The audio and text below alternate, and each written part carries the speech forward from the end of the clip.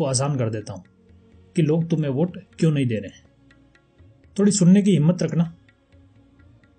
लेकिन हाँ, मेरे इस जवाब में आपको यह पता चल जाएगा कि लोग आपको वोट क्यों नहीं दे रहे। मैं एक एक करके सारे पॉइंट बताऊंगा कि आपको लोग वोट क्यों नहीं दे रहे। हज के लिए आप सब्सिडी देते थे, लेकिन अमरनाथ यात्रा के लिए आप टैक्स लगाते थे। गाय के स्लॉटर हाउस पे आप सब्सिडी देते थे, लेकिन गौशाला पे आप टैक्स लगाते थे।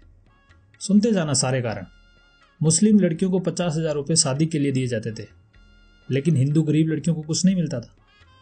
नवरात्रि में डीजे बैन होता था और नमाज के लिए लाउड स्पीकर अलाउ होता था।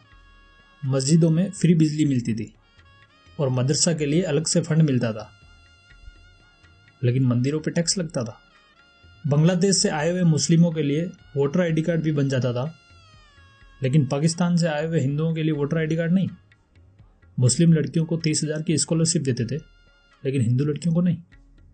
अबू सलीम को वीआईपी जेल में रखा गया, जबकि साध्वी प्रज्ञा को टॉर्चर किया गया। क्यों? रमजान के समय 24 घंटे बिजली देते थे, लेकिन दीपावली के समय पावर कट। मस्जिद में इमाम के लिए भत्ता दिया जाता था, लेकिन मंदिर में पुजारी के लिए नहीं।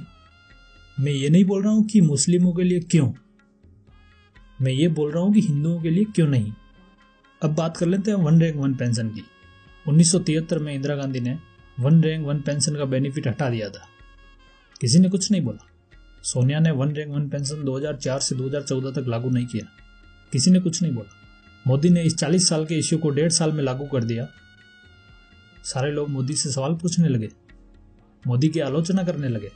इसीलिए लोग आपको वोट नहीं देते, और ना मुझे उम्मीद है कि आने वाले टाइम में आपको वोट दिया जाएगा। जितने डिजिट में भारतीयों के मोबाइल नंबर होते हैं, उससे ज़्यादा डिजिट में तो आप घोटाले करते थे। फिर भी आपको कारण ढूंढने पड़ रहे हैं कि आपको लोग वोट क्यों नहीं दे रहे हैं। मैं बता रहा हूँ सारे कारण, गिनते जाओ। 4 जनवरी 1990 को कश्मीर के उर्दू अखबार की सुर्खियाँ थी कि कश्मीरी पंडित या तो कश्मीर छोड़ दें या मरने के लिए तैयार हो जाएं, और यही आवाज़ें मस्जिद के लाउड स्पीकर में से आ रही थी। 19 जनवरी 1990 यानी 15 दिन बाद कई हिंदू बच्चों और मर्दों को वहीं पे मार डाला, और हिंदू महिलाओं के साथ बलात्कार करके उन्हें जिंदा जला दिया गया। वहाँ पे मंदिर तोड़े गए, जहाँ पे कश्मीरी पंडित रह रहे थे उनके मकान तोड़े गए। 5 लाख कश्मीरी पंडित वहाँ से अपनी जान बचा के भागने में कामयाब हुए। पॉलिटिशियंस, मीडिया, पुलिस सब तमाशा देख रहे थे। फिर भी आप सोच रहे हो कि लोग हमें वोट क्यों नहीं दे रहे हैं। आपको नहीं सोचना चाहिए कि लोग आपको वोट क्यों नहीं दे रहे हैं। मेरे ख्याल से आपको अच्छी तरह पता होना चाहिए कि लोग आपको वोट क्यों नहीं दे रहे हैं।